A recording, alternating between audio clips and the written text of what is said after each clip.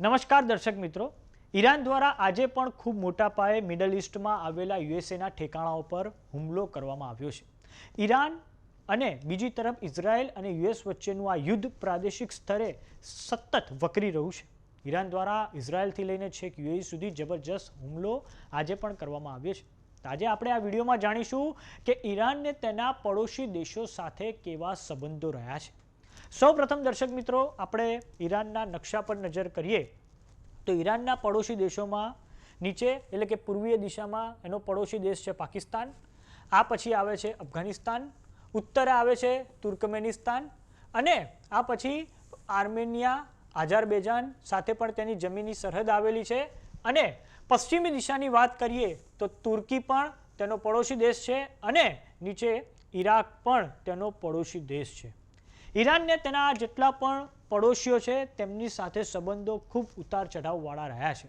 સૌપ્રથમ વાત કરીએ અઝરબૈજાનની, તો અઝરબૈજાનની વાત કરીએ તો ત્યાં શિયા મુસ્લિમોની સંખ્યા વધારે છે અને અઝરબૈજાન અને આર્મેનિયા વચ્ચે નાગોર્નો કારાબાખ નામનું જે રીજન છે તેને લઈને બે દેશો વચ્ચે જબરજસ્ત સંઘર્ષ પણ સમયાંતરે જોવા મળે છે. પરંતુ ઈરાન દ્વારા આ સંઘર્ષમાં હંમેશા આર્મેનિયાને સમર્થન આપવામાં આવ્યું છે. ઈરાનનો આરોપ છે કે અઝરબૈજાન હંમેશાથી પોતાની સરહદ પર અઝેરી ઇન્સર્જન્સીને પ્રોત્સાહન આપતું આવ્યું છે. આ ઉપરાંત ઇઝરાયલને પોતાની જમીન પરથી ઈરાન પર દેખરેખ રાખવા માટે પણ જગ્યા અઝરબૈજાન દ્વારા આપવામાં આવેલી છે. હવે વાત કરીએ પાકિસ્તાનની. પાકિસ્તાનમાં જે બલુચિસ્તાન પ્રાંત છે તેની સરહદ ઈરાનમાં આવેલા સિસ્તાન બલુચિસ્તાન પ્રાંત સાથે લાગે છે. ઈરાન અને પાકિસ્તાને પોતાના મૈત્રીપૂર્ણ સંબંધો રાખવા માટે હંમેશાથી પ્રયાસ કરેલા છે અને બંને દેશો દ્વારા બલુચ ઇન્સર્જન્સીને કાબૂમાં લેવાના પણ પ્રયાસો કરવામાં આવ્યા છે અને હાલમાં તો પાકિસ્તાનને ઈરાનના સૌથી મોટા દુશ્મન એટલે કે સાઉદી અરેબિયા સાથે જ હમણાં થોડાક સમય અગાઉ તેમના દ્વારા એક નાટો જેવા કરારો પણ કરવામાં આવ્યા છે અને 70 અને 80ના દાયકાથી પાકિસ્તાનને હંમેશાથી સાઉદી અરેબિયા સાથે સંબંધો મજબૂત રહ્યા છે. તે બદલામાં સાઉદી અરેબિયા પાકિસ્તાનને ખૂબ મોટા પાયે મદદ પણ કરતું આવ્યું છે. જાન્યુઆરી 2024માં ઈરાન દ્વારા પાકિસ્તાનમાં ખૂબ મોટા પાયે એર સ્ટ્રાઇક કરવામાં આવી હતી. તે સમયે ઈરાનનો આરોપ હતો કે પાકિસ્તાન ઈરાનની જે સરહદ છે ત્યાં બલોચ ઇન્સર્જન્સીને ખૂબ મોટા પાયે પ્રોત્સાહન આપી રહ્યું છે. વાત કરીએ અફઘાનિસ્તાનની, તો અફઘાનિસ્તાનની સરહદ પણ ઈરાન સાથે લાગે છે અને બંને દેશો વચ્ચે હેલ્મંડ નદીના પાણીને લઈને જબરજસ્ત વિવાદ રહ્યો છે.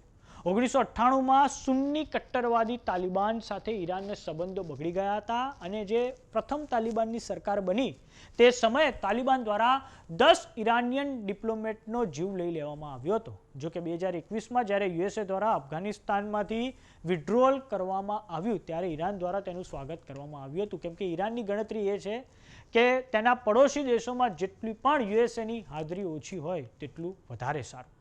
વાત કરીએ તુર્કીની, તો તુર્કી અને ઈરાન બંને દેશો એક સમયે ઓટોમન સામ્રાજ્ય અને પર્શિયન એમ્પાયર બંને એકબીજાના હરીફ પણ રહી ચૂક્યા છે.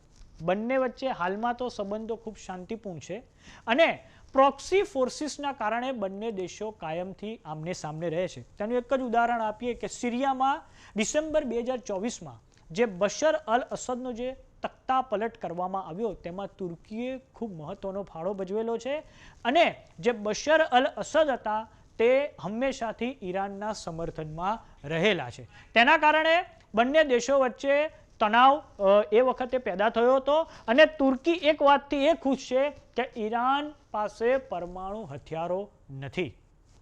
વાત કરીએ ઈરાનના જે સૌથી મોટો જે પડોશી દેશ છે તેની, તો ઈરાકની.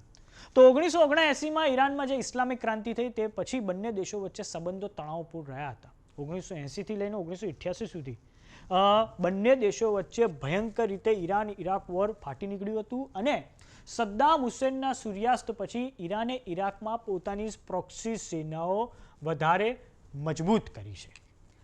તો સમાચારોમાં અત્યારે બસ આટલું. જોતા રહો જમાવટ. જો તમે અમને યુટ્યુબ પર જોઈ રહ્યા તો સબસ્ક્રાઇબ કરો, જો તમે અમને ફેસબુક પર જોઈ રહ્યા તો ફોલો કરો, સાથે જ અમારી વોટ્સએપ ચેનલ આવી ગઈ છે, જોઈન કરવાનું ના ભૂલતા. નમસ્કાર.